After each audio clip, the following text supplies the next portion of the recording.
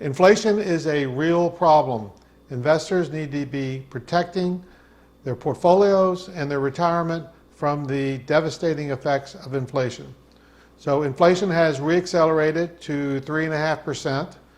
This is after it got down to around 3% in the middle of last year. It is still down from the 9.1% it got to in the middle of 2022, but inflation at 3.5% is way above target. The Fed's target has been 2%, and we're still seeing this accelerating.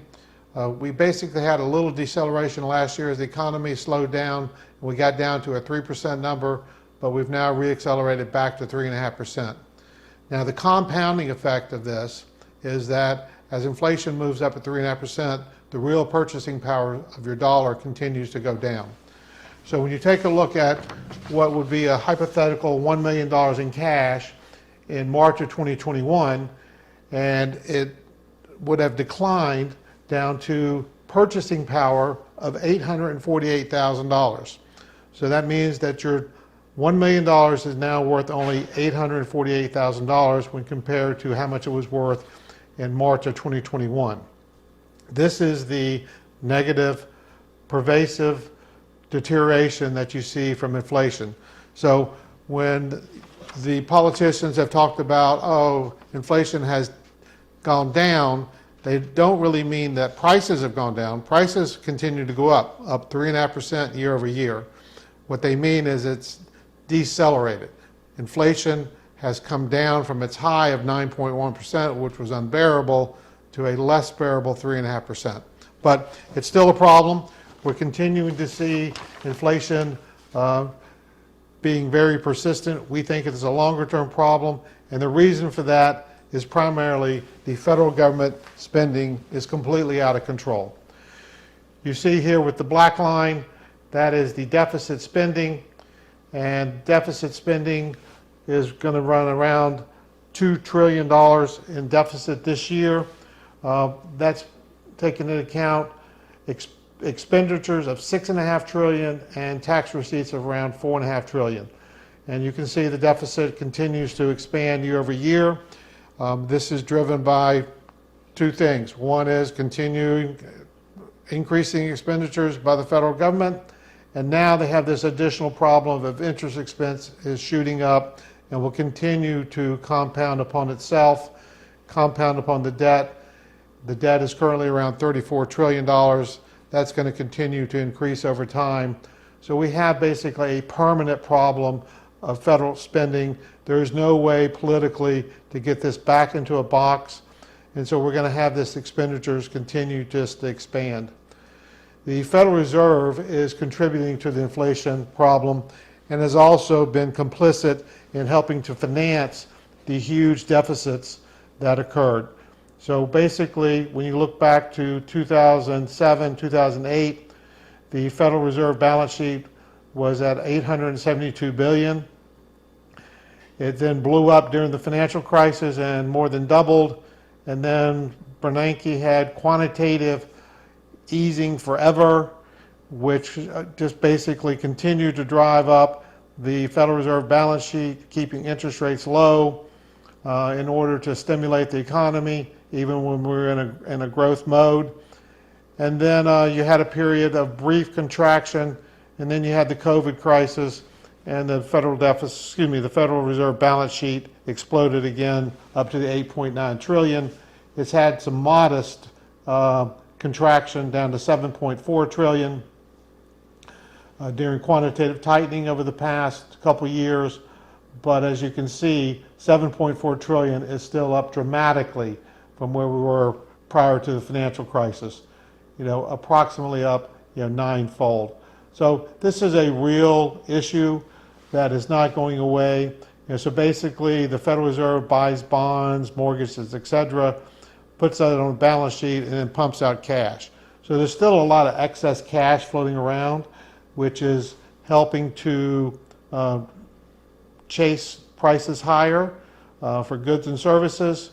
It's also found its way into real estate and stock prices. So you've seen this across the board. Inflation in both goods and services and also in asset prices. So the problem here is, even though they've started to contract, it's still a big number, and there's still a lot of excess liquidity sloshing around in the system. And the reality is, as the federal government continues to expand upon its $2 trillion deficit, meaning it needs to sell an extra $2 trillion in bills and notes a year, somebody's got to buy them. And the central banks across the world have started contracting their purchases and reducing their holdings of federal debt, U.S. federal debt, and you end up with very few buyers. You have pension plans, retirement plans that need to have long-term assets like bonds, but in general, the number of buyers is going to be highly constricted. The issue becomes who's going to buy them, and the only buyer of real magnitude that's going to be an incremental new net buyer has got to be the Federal Reserve. So at some point, this balance sheet is going to start exploding again as the Federal Reserve has to go in and start buying the bonds to finance the federal deficit. That's why I say they're complicit in the spending spree. And basically, we're going to continue to have inflation. In my opinion, inflation will accelerate from here, not decelerate. And so inflation is going to continue to be a problem. This is spilling over into, interest rates. So after we got down to a very low interest rate in 2020 and 2021, you've seen inflation spiking, and also interest rates have gone up dramatically, which has crushed bond prices. But one of the things to keep in mind is interest rates, although they're up dramatically, are still not high compared to where they've been historically. We got back to 1981, 82, you got to around 15% on the 10 and 30-year Treasury, which is the blue and red line respectively. And you also had nominal GDP running around 15% at that time. And then over the years, both of those, all three of those lines, you can see moved down sort of in tandem. And then we had this big spike down during COVID crisis, and then a big spike up in nominal GDP in the recovery post-COVID crisis. We are now sitting in a situation where nominal GDP is running over 5%, 5.5% approximately, and we still have interest rates below that number. So interest rates could still head higher if the economy continues to grow and inflation continues to stick at this 3.5% level.